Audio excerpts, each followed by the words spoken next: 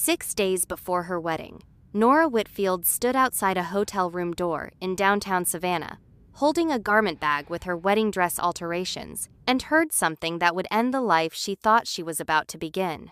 It wasn't the words that stopped her first. It was the laugh. Ryan Calloway's laugh, low and easy, the same one he used when he whispered promises to her on quiet nights, now wrapped around a woman's voice that did not belong to Nora. She stood frozen, her hand hovering over the door handle, her heart pounding louder than the voices inside. In 6 days, Nora Whitfield was still going to become a bride. She just didn't know yet that the groom waiting for her at the altar would not be the man she heard laughing behind that door, but his own twin brother, a man who had loved her in silence for years and never once said a word.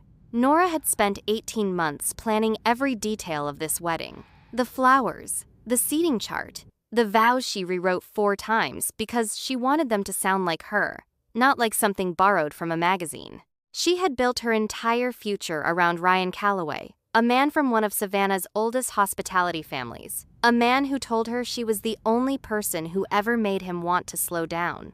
Standing outside that door, all of it collapsed into a single, unbearable second. She did not open the door right away. She stood there listening, memorizing the sound of her own life falling apart, because some part of her already understood that once she walked through it, nothing would ever be simple again. She was right.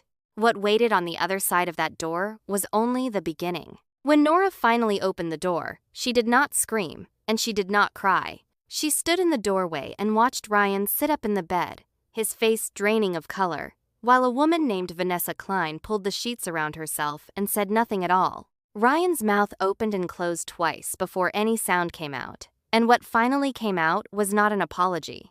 It was an excuse. He called it a mistake, a moment of weakness, a thing that meant nothing, as if the timing made it smaller instead of worse. Nora did not raise her voice. She simply asked him one question: how long? His silence answered before his words ever could. And in that silence, Nora understood that the wedding she had spent a year and a half building was never going to happen the way she imagined. What she could not have known, standing in that hotel hallway with her dress still zipped in its garment bag, was that a wedding was still coming, just not with the man standing in front of her. In the days after the discovery, Nora pieced together a timeline she wished she had never had reason to build. Vanessa Klein was not a stranger. She had worked events for the Calloway hotels for nearly 2 years, coordinating the very venues Ryan and Nora had toured together while planning their own wedding. Nora remembered meeting her once at a tasting, remembered Vanessa's easy laugh, and the way Ryan had introduced her simply as someone from the office. Looking back through old receipts and calendar invitations Ryan had never bothered to hide carefully, Nora found a pattern stretching back nearly a year, business trips that overlapped suspiciously with Vanessa's own schedule, dinners charged to a card Nora rarely saw the statements for. It was not one mistake. It was a second life Ryan had built quietly alongside the one he was building with her, and the wedding 6 days away had never once made him slow down. Nora left the hotel that night and drove home with her hands trembling on the steering wheel, replaying every trip Ryan had taken in the last year, every phone call he stepped outside to answer, every time she had brushed away a small doubt because she wanted so badly to believe in the life they were building. She packed a bag before she even reached her own driveway, already rehearsing the words she would use to tell her mother that the wedding was off, that 6 days from now there would be no ceremony, no guests, no future with Ryan Calloway. She did not expect to find Diane Calloway, Ryan's mother, waiting for her in the driveway when she arrived, arms crossed, expression unreadable, as though she had already known everything that happened inside that hotel room before Nora had even left it. Diane did not ask what was wrong. She simply said 5 words that would change the next year of Nora's life entirely. The wedding is still happening. Before we dive deeper, let us know in the comments where you're watching from. We'd love to hear from you. And don't forget to hit that subscribe button so you never miss any of our upcoming videos. What Nora did not know yet was the size of the debt tying her family to the Calloways, a private arrangement Diane had structured years earlier, long before Ryan ever proposed, binding the Whitfield name to the Calloway fortune in ways no wedding invitation had ever mentioned. She did not know that canceling the wedding meant calling in a debt large enough to destroy her mother's business overnight. And she did not know that Diane already had a solution in mind, one that did not involve forgiving Ryan, and did not involve losing the alliance either. Somewhere in that quiet driveway, under porch light and a mother's unreadable stare, the real story was only just beginning, and it had almost nothing to do with the man Nora caught cheating. The man Nora would actually marry in 6 days was standing less than a mile away, in a house he had grown up sharing with his brother, unaware that his entire life was about to be rewritten by his mother's decision. His name was Ethan Calloway, Ryan's identical twin, the quiet one who never sought attention at family dinners, who remembered small details about Nora that Ryan never bothered to notice. Her coffee order, the date her father died, the color she refused to wear to any event. Ethan had loved Nora since the night they first met, before Ryan ever asked her out, before any of this began. He had stepped aside for his brother out of loyalty, convincing himself it was the right thing to do.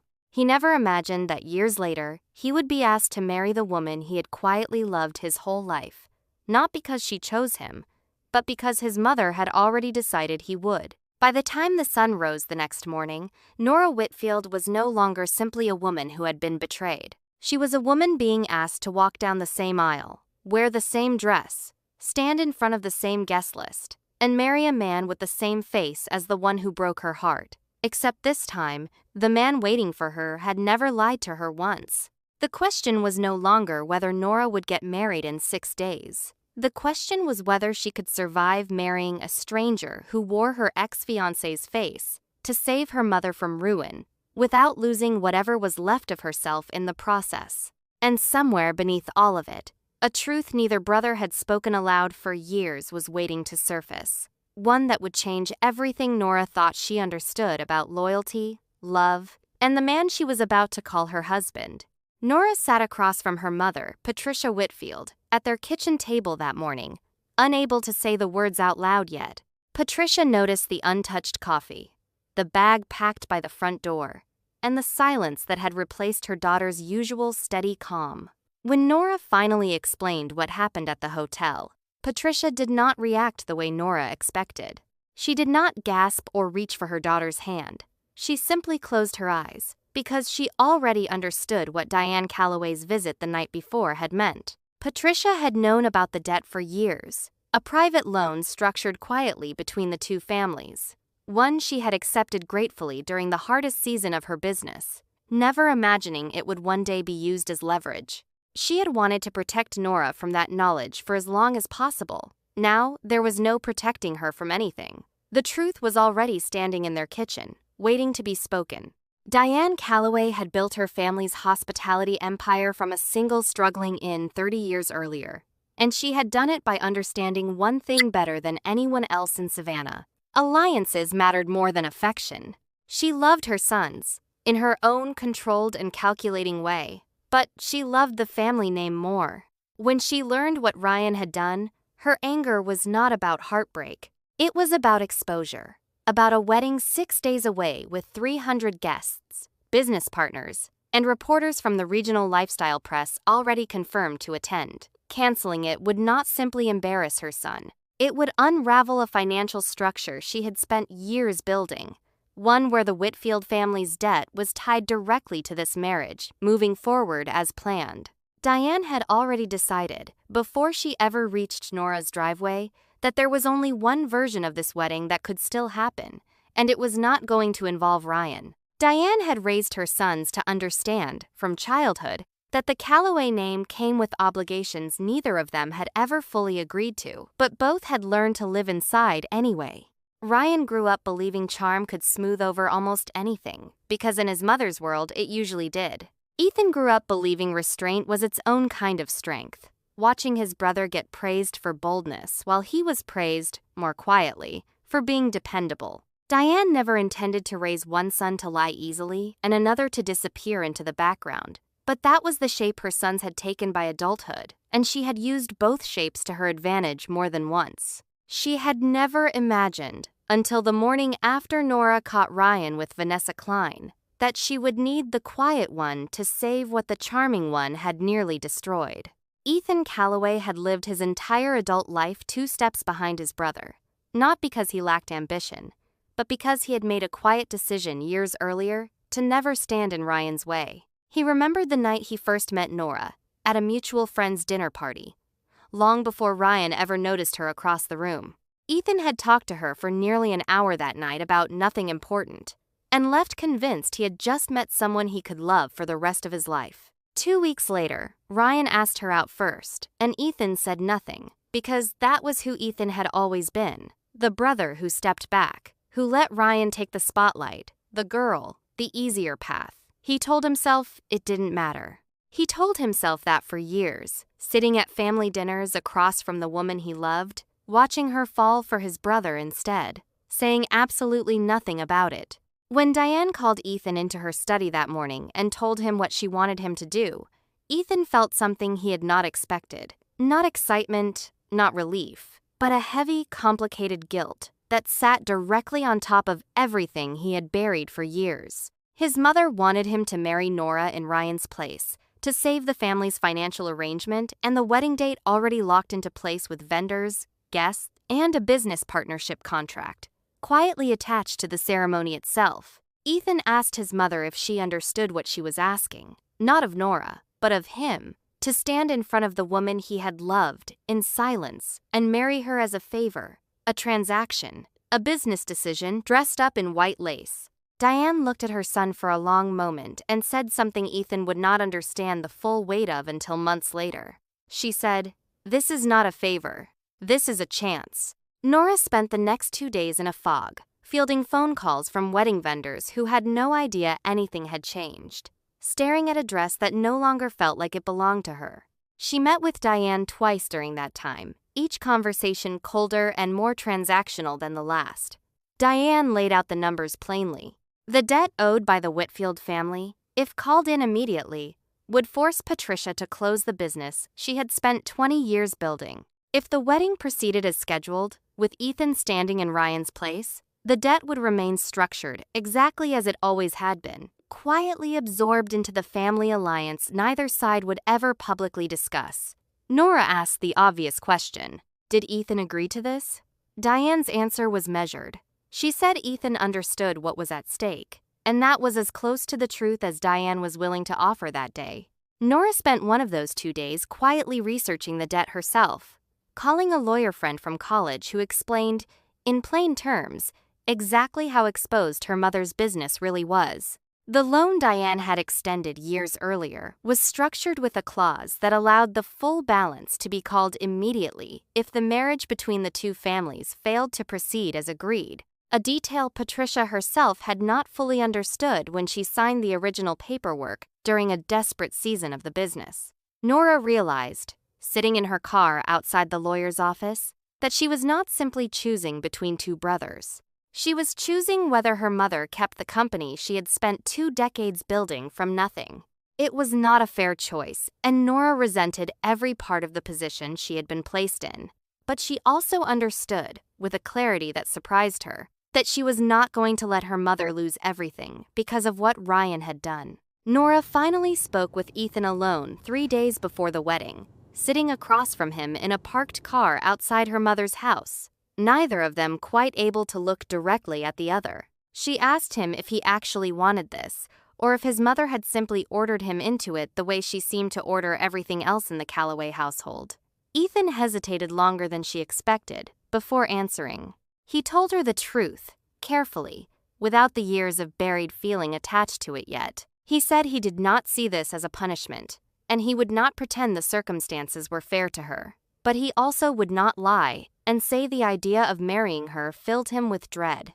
Nora studied his face, the same face as the man who betrayed her, searching for the difference between them, and for the first time, she started to notice one.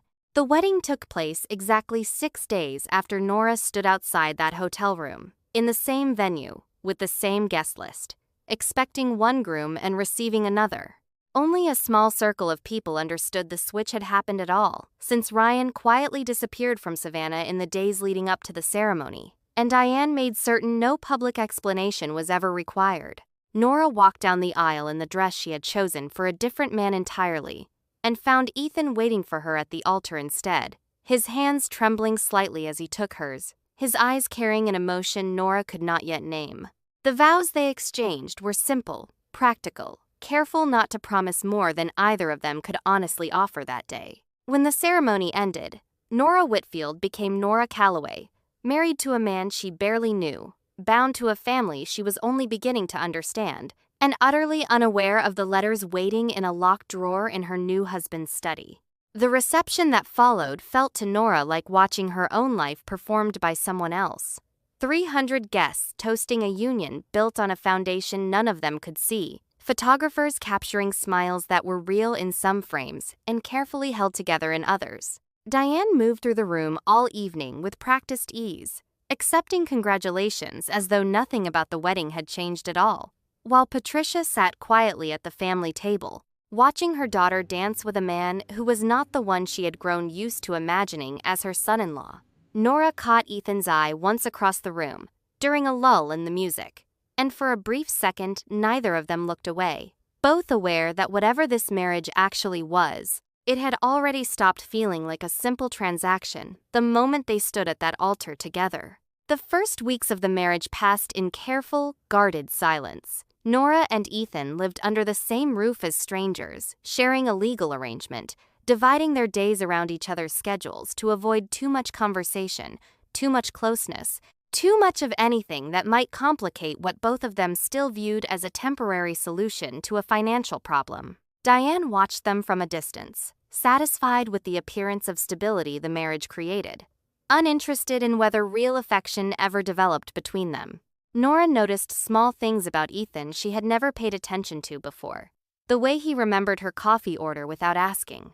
The way he never once raised his voice. The way he seemed to disappear into his study for hours every evening, always locking the door behind him. She told herself it wasn't her business. She told herself that for weeks, right up until the night, everything changed. Diane hosted a family dinner 1 month into the marriage. The kind of event she had always used to display the Calloway name at its most polished, and Nora found herself watching Ethan navigate the evening with a patience she had never noticed in Ryan. When one of Diane's business associates made an offhand comment about the suddenness of the wedding, Ethan redirected the conversation smoothly, protecting Nora from a line of questioning she was not prepared to answer honestly.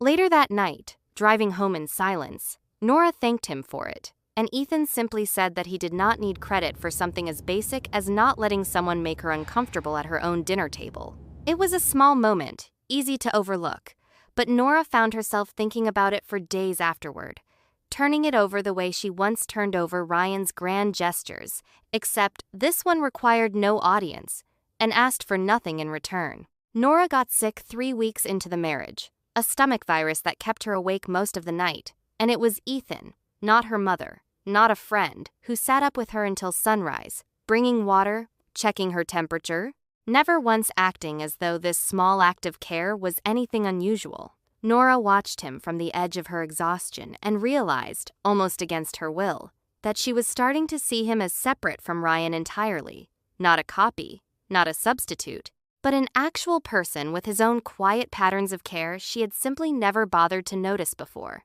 That same week, Ryan resurfaced, calling Nora directly, insisting the affair had been a mistake, insisting he still loved her, testing whether the practical marriage to his brother had simply been a business arrangement she would abandon the moment he asked her to come back. Nora hung up the phone without answering him. Ryan did not stop at one phone call. He showed up outside Nora's work twice that month, waiting by her car with the same easy smile that had once made her feel chosen, now making her feel cornered instead. He told her the marriage to Ethan was a formality their mother had forced on both of them, a business decision with no real weight behind it, and that Nora did not owe Ethan the kind of loyalty she was starting to show him. He reminded her of the life they had planned together, the honeymoon they never took, the house they had picked out before everything fell apart, as though reciting the plans out loud could undo what he had done to break them. Nora listened to him the second time, only long enough to say one thing clearly. She told him the woman who stood outside that hotel door 6 weeks ago no longer existed, and neither did the version of him she had once trusted completely. She got in her car and did not look back. It was nearly 2 months into the marriage when Nora finally found the letters. She had gone looking for a spare key in Ethan's study while he was away on a business trip, and instead found a locked drawer she had never noticed before, its key hidden inside an old book on the shelf above it. Inside was a stack of letters, dozens of them, each one addressed to her, each one dated years before she ever met Ryan. Nora sat on the floor of that study and read every single one, her hands shaking harder with each page, as the full truth of Ethan Calloway's silence unfolded in his own handwriting. He had loved her first. He had loved her before Ryan ever asked her out, before any of this began, and he had said nothing, believing his brother deserved the chance more than his own feelings ever did. The letters described a version of Ethan that Nora had never fully seen, a man who noticed everything about her from the very beginning, who wrote down memories he was too afraid to speak aloud, who convinced himself for years that stepping aside for his brother was an act of loyalty rather than what it actually was, a slow and quiet erasure of his own happiness. One letter, dated the week of Ryan and Nora's original engagement, said simply that Ethan hoped his brother would love her the way she deserved, because he was certain he never would get the chance to try. Nora sat with that sentence for a long time, understanding now why Ethan had never once tried to compete with his brother, and understanding, with a rising and complicated ache, that the man she married as a financial arrangement had loved her longer and more quietly than anyone in her life ever had. Another letter, written only a few months before the wedding Nora had planned with Ryan, described a dinner Ethan had attended at his mother's house, watching Nora across the table laughing at something Ryan said, and admitting to himself that night that he had missed his chance permanently. He wrote that he intended to stop writing after that dinner, convinced it was unhealthy to keep documenting feelings for a woman about to marry his own brother. The letters continued anyway, dated every few weeks for the following year, each one a small, private confession he never intended anyone to read. Nora noticed the handwriting grew steadier over time, less frantic, as though Ethan had made peace with loving her from a distance, long before she ever knew his feelings existed at all. It was, she realized, the loneliest kind of devotion she had ever encountered, patient and complete and entirely unspoken. When Ethan returned from his trip and found Nora sitting in his study with the letters spread across her lap, he did not deny anything, and he did not apologize for writing them. He simply asked how much she had read, and when she told him everything, he sat down across from her and finally said out loud what he had spent years writing in private instead. He told her he never expected her to read those letters, that he wrote them mostly to survive watching her build a life with his brother, and that agreeing to this marriage had terrified him more than anything else in his life, because it meant being close to her without ever knowing if she could feel anything real toward him in return. Nora asked him one question. If none of this had happened, the affair, the debt, his mother's plan, would he have ever told her the truth himself? Ethan's silence lasted long enough to answer for him. Eventually, he did answer, quietly, admitting that he had imagined telling her 100 different times over the years and talked himself out of it every single time, certain it would only complicate her happiness with Ryan and cost him the small amount of closeness he was still allowed to have with her as a brother-in-law. He told her he had made peace, or thought he had, with loving her from the edges of her life, rather than risk losing even that. Nora asked if he regretted staying silent for so long, and Ethan admitted that he did, deeply, but not enough to have done anything differently at the time, because in his mind then, protecting his brother's happiness and protecting Nora's happiness had seemed like the same thing. It was only now, sitting across from her with the letters between them, that he understood how much of himself he had quietly given away in the process, and how strange it felt to finally stop hiding it. The final piece of the story surfaced almost a month later when Nora discovered the true depth of Diane Calloway's involvement in everything that had happened. It was not simply that Diane had structured the family debt years earlier as financial leverage. She had done so specifically because she believed, long before anyone else did, that Ethan was the better match for Nora, and she suspected Ryan's engagement would eventually collapse under the weight of his own restlessness. Diane had built a financial framework that guaranteed a fallback path to the exact outcome Nora was now living, betting patiently for years that circumstances would eventually force the switch she believed should have happened from the very beginning. Ryan's affair was not simply a betrayal Diane reacted to in a moment of crisis. It was the outcome she had quietly been waiting for, disguised as a business decision no one questioned until now. Nora learned the full extent of it from an old family accountant who had helped structure the original loan agreement, a man who let slip, almost carelessly, that Diane had asked him years earlier to build in specific language allowing the debt to transfer cleanly to either son, not just Ryan, should circumstances change.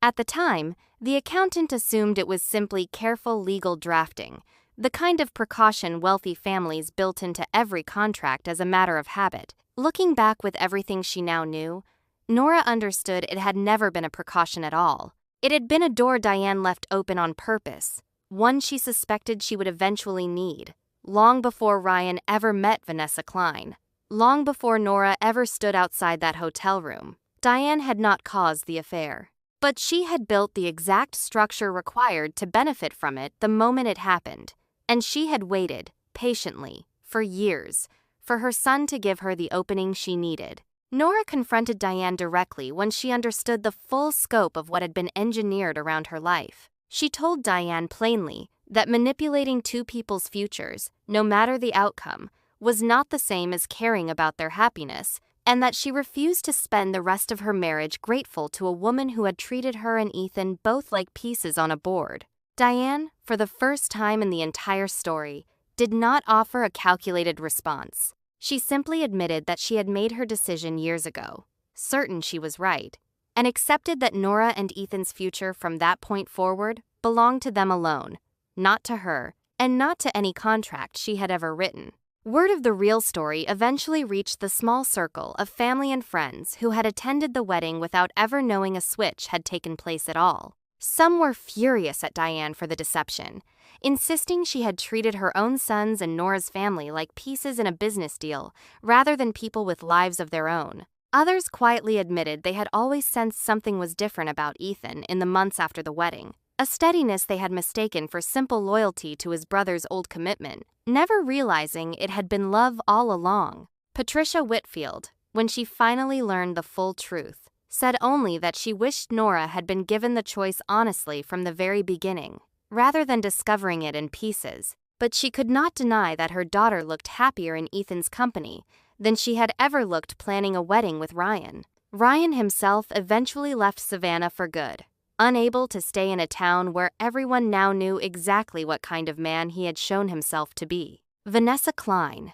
the woman at the center of the affair that started everything, disappeared from the Callaway hotels not long after the truth spread through Savannah's social circles, taking a position with a competing company across the state line. Nora never spoke to her directly, and never felt the need to. Whatever anger she had once carried toward Vanessa faded quickly once she understood how much larger the real story actually was, a story that had far less to do with one woman's mistake, and far more to do with a mother's decades-long plan finally clicking into place. Nora chose, in the end, to spend her energy on the marriage she was actually building rather than the one that had fallen apart in a hotel room, and found that decision easier to live with every single day that followed.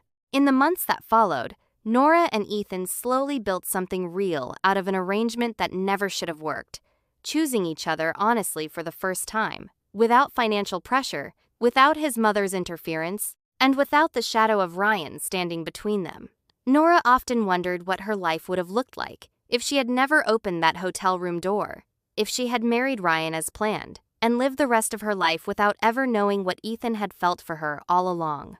She came to believe that the worst moment of her life, standing frozen outside that door, had also been the moment that led her, however painfully, to the person she was always meant to end up with. Some betrayals, she realized, do not destroy a life. They simply clear the way for the truth that was waiting underneath it the entire time. Years later, when people who knew only pieces of the story asked Nora how she ended up married to Ethan Callaway instead of the man she was originally engaged to, she rarely gave the full answer. She would simply say that sometimes the life you plan for yourself is not the life you are meant to have, and that the hardest days are not always warnings to run, Sometimes they are doors closing on purpose, so that a better one has room to open.